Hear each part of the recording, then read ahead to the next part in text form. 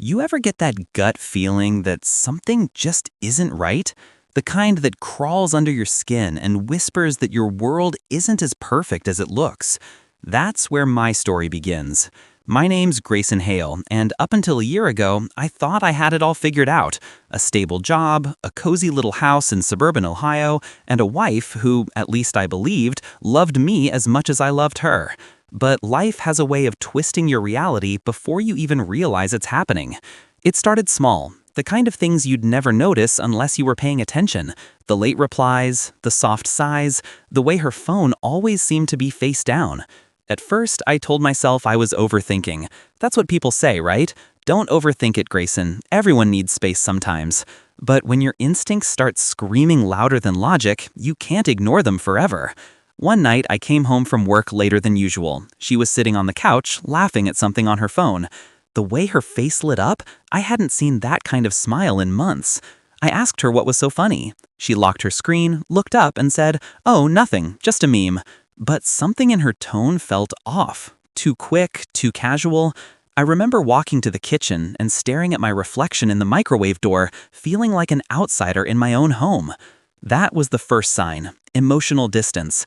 You don't notice it all at once. It happens like erosion, slowly, quietly, until one day you realize the person sleeping beside you feels like a stranger. The late-night talks stopped. The little jokes we used to share vanished. She'd sit on the couch, scrolling for hours, barely looking up. And when I'd ask how her day went, all I'd get was, "It was fine. Just fine. Every damn day, fine." A few weeks later, I started noticing something else. She began dressing differently. Not in a bad way, just differently. New clothes, new perfume, even started hitting the gym after years of saying she hated it. I wanted to be supportive, but something about it felt rehearsed, like she was getting ready for someone else's attention, not mine. She'd leave the house with her hair done, wearing lipstick she never wore for me. I tried to compliment her, told her she looked amazing. She smiled, said thank you, and then scrolled through her phone again. I went to Reddit that night, typed in, "Signs your wife is cheating." Thousands of posts popped up, stories from people just like me, all describing the same patterns. Emotional distance, change in appearance, guarded behavior. I remember reading one comment that said, "If your gut says something's wrong, it's because it already is." That line hit me like a bullet. The next few days, I started paying attention. Not snooping, just observing. She'd take her phone with her everywhere, even to the bathroom. The notifications were always cleared, and her lock screen had changed to a new passcode. Once, when her phone buzzed on the counter while she was showering, I saw a message preview flash. "Can't wait to see you again, wink." My chest tightened so hard I could barely breathe. When I confronted her, she said it was a joke from her coworker, some office humor. I wanted to believe her. God, I really did. But that gut feeling was back stronger than ever. I didn't sleep that night. I lay there beside her, listening to her breathe, wondering how long she'd been slipping away from me. Every small thing started feeling like evidence. Her late nights at work, the sudden girls' nights, the new phone she said her old one just stopped working. I started journaling my thoughts because I needed to stay sane. Every date, every weird detail, I wrote it down. I wasn't trying to trap her. I was trying to understand what went wrong. But the more I wrote, the more I realized this wasn't some misunderstanding. It was a pattern. One weekend, she said she was visiting her sister in Chicago. I kissed her goodbye, watched her drive off, and something inside me told me to check. Not because I wanted to catch her, but because I couldn't keep living in the dark. I opened the Reddit app again, searched, "How do you confirm if your spouse is lying about travel?" Someone replied, "Check her Find My iPhone if it's still shared." I did. The location wasn't Chicago. It was a small motel 2 hours away. My hands were shaking so bad I could barely hold the phone. I zoomed in again, praying it was some glitch. But no, it updated, showing movement in real time. I stared at that screen for minutes that felt like hours. She texted me later that night, "Just got to my sister's. So tired. Talk tomorrow." I wanted to scream. Instead, I typed back, "Okay, love you." That night, I didn't sleep. I sat on the couch, staring at our wedding photo hanging above the TV. Her smile used to mean everything to me. Now, it just felt like a lie frozen in time. I kept replaying every moment in my head, trying to pinpoint where it started falling apart. Maybe it was my fault. Maybe I got too comfortable, too predictable. Maybe she wanted excitement again. But still, even then, I wasn't ready to accept it. Not until the next morning, when she sent me a photo from her sister's apartment. I looked at the reflection in the window, and there it was, the neon sign of a motel. My chest felt hollow, my hands went numb. I didn't reply for hours. I just sat there scrolling through Reddit threads, reading hundreds of other men writing the same words I wanted to scream. I never thought it would happen to me. That's when I realized it's never about the signs themselves. It's about the moment your gut feeling turns into proof. And when that happens, there's no going back. The next morning, I sat in my car for nearly an hour before I could even start the engine. I didn't know where I was going. Part of me wanted to drive to that motel, walk in, and end the guessing. But another part of me, the part that still loved her, wanted to pretend it wasn't happening. That maybe, somehow, there was another explanation. Maybe she was there for something else, something innocent. But deep down, I already knew. Once you've seen the reflection of a motel sign in your wife's photo, innocence is gone. For the rest of that weekend, I lived in silence. Her texts came like clockwork. Good morning, babe. Having fun with my sister. Wish you were here. I stared at every one of them, memorizing the way lies can sound so warm. It's strange how love and betrayal can share the same voice. By Sunday night, she was back. I watched her pull into the driveway, her car tires crunching against the gravel. She looked radiant, her hair curled, her skin glowing. She ran up to me, hugged me tight, and said she missed me. I hugged her back, feeling that familiar warmth, but this time it didn't feel like love. It felt like performance.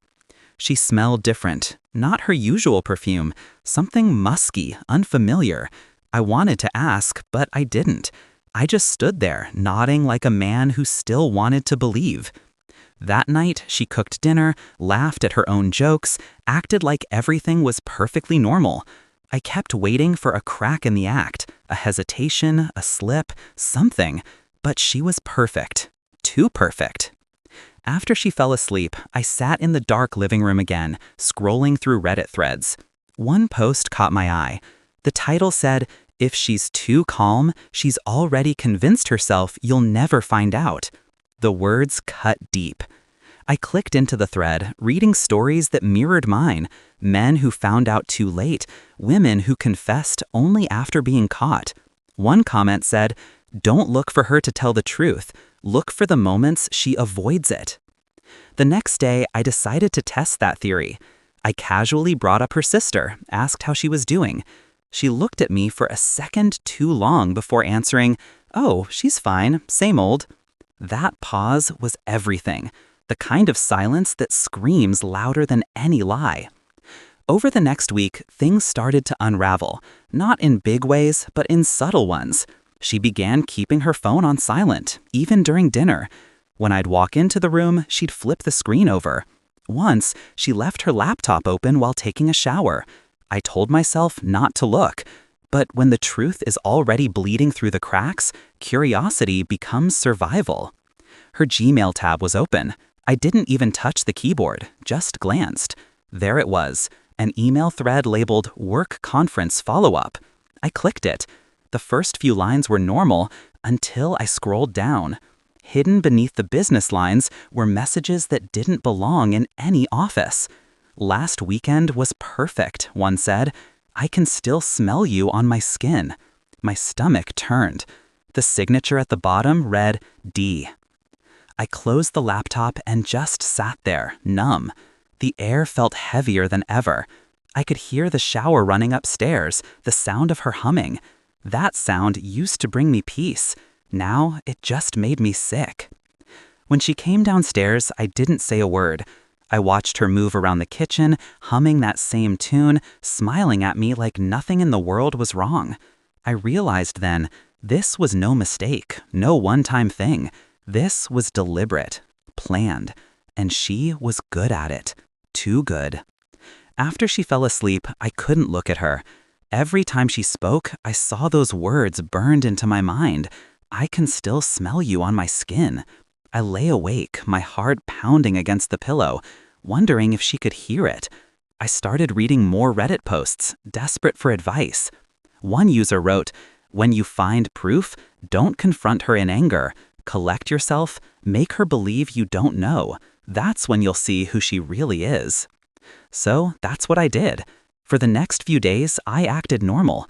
We had dinner together, we watched Netflix, I even kissed her goodnight. But every smile, every word, every touch was an act. I was studying her, trying to see if guilt ever flickered in her eyes. It didn't.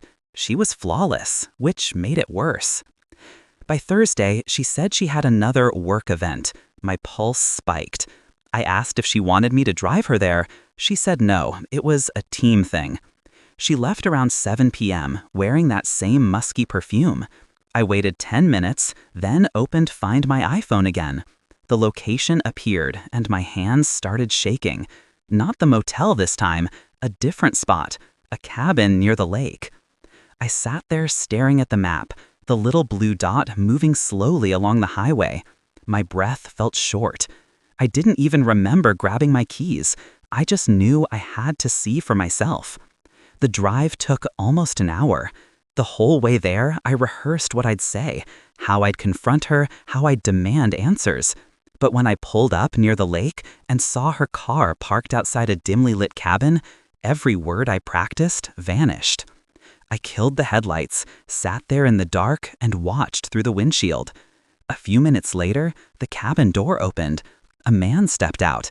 He laughed, leaned down, and there she was, my wife, kissing him, like I didn't exist. The world went quiet.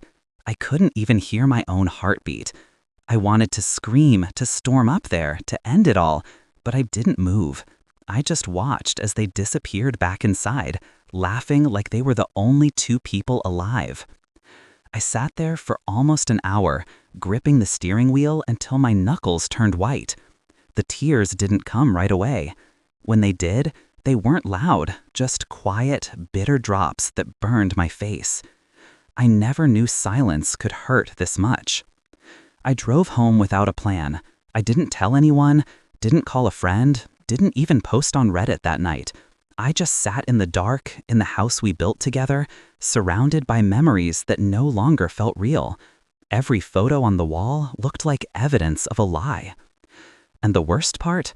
Even after seeing everything, a small part of me still hoped she'd walk through the door and tell me it was all a mistake, that there was some reason, some explanation that made sense. But deep down, I knew. This was only the beginning of the end. The next morning, she came home like nothing had happened. Sunlight poured through the blinds, and there she was, humming again, keys jingling as she walked in. She kissed my cheek and said, "Morning, babe." The way her voice sounded, calm, soft, rehearsed, made my skin crawl. I stood there, watching her move around the kitchen like every other morning. She made coffee, scrolled her phone, asked me how I slept. I wanted to laugh, not because it was funny, but because it was insane how normal she was pretending to be. I answered, I slept fine, even though I hadn't closed my eyes all night. She told me she was heading out for groceries. I nodded, and as soon as the door closed, I sat down on the couch, my mind spinning. My phone buzzed, a Reddit notification. It was from a post I'd made anonymously weeks ago. When do you know for sure your wife is cheating? Someone replied, "You'll know when you stop needing proof. That's when the pain turns into acceptance." Those words stuck to me. I wasn't just hurt anymore. I was done pretending. When she came back that afternoon, I decided it was time. She walked into the living room, holding shopping bags, smiling like a scene out of a fake commercial. "Got everything we need," she said. I looked up from my phone, stared at her for a long moment, and asked quietly, "How was Chicago?" She froze, just for a second. Her eyes darted toward me, searching for something. An explanation, maybe? "It was fine," she said finally. "Why?" "Because," I replied, sliding my phone across the table, "your GPS said you never made it there." The color drained from her face. She blinked, swallowed, then tried to laugh it off. "Are you seriously tracking me now, Grayson? That's—" I cut her off. Don't make this about me. I saw you. The cabin by the lake. Him." For a moment, silence swallowed the room. Then, like a curtain dropping, her face changed. The guilt vanished, replaced with anger. "You followed me?" she said, her voice shaking. I laughed bitterly. "That's what you got from this? That I followed you?" She looked away, her jaw tightening. "It wasn't supposed to happen like this," she whispered. My heart stopped. That sentence, "it wasn't supposed to happen like this," confirmed everything. "How long?" I asked. My voice didn't even sound like mine anymore. She didn't answer, just stared at the floor. I asked again, louder this time, "How long?" Finally, she whispered, "Almost a year." The air left my body. A year. A year of dinners, laughs, mornings, holidays, all of it built on a lie. I couldn't even find words. I just stood there, watching her eyes fill with tears that I didn't believe anymore. "I didn't mean to fall for him," she said softly. "It just happened." I almost laughed again. "It just happened?" I repeated, "like tripping on a sidewalk?" She tried to step closer, but I moved back. Every part of me wanted to collapse, but I couldn't. Not in front of her. I had already given too much. That night, I packed a small bag and left. I didn't scream, I didn't beg, I didn't even say goodbye. The house felt like a museum of lies. Every picture, every room, every memory tainted. I checked into a small motel on the edge of town, ironically, not far from the one she used. For hours, I just sat there, scrolling through Reddit again. Not for answers this time, for comfort. People sharing stories like mine. Strangers telling strangers, "You'll be okay." I didn't believe it then, but I wanted to. One post caught my attention. It said, "When you've been betrayed, the hardest part isn't losing them, it's losing the version of yourself who trusted without question." That line hit me harder than anything, because that's exactly what it felt like. I'd lost the part of me that believed love was enough. The next morning, I drove to my parents' place, told them I needed some time. My mom didn't ask questions. She just hugged me, and for the first time in months, I actually felt something real. Days turned into weeks. She tried calling, texting, emails. "We can fix this," she wrote once. But how do you fix something that was never real to begin with? I didn't respond. I didn't need to anymore. I started going for walks again, sleeping better. Slowly, the fog started lifting.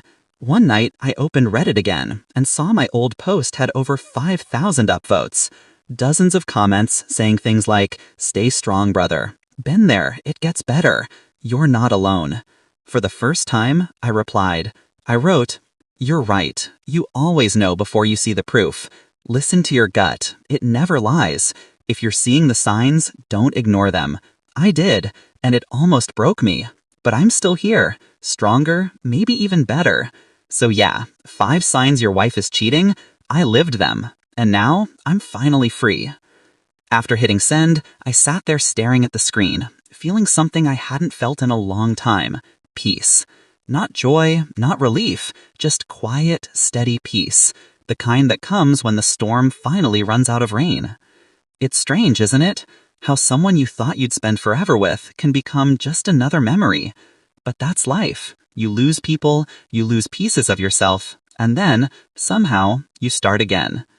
And if you're out there right now, reading this, wondering if your partner is hiding something, trust me, don't wait for proof. Don't wait until it breaks you. The truth always finds its way to the surface. And when it does, let it. Because sometimes, the hardest thing you'll ever do is walk away. But sometimes, it's the only way to find yourself again.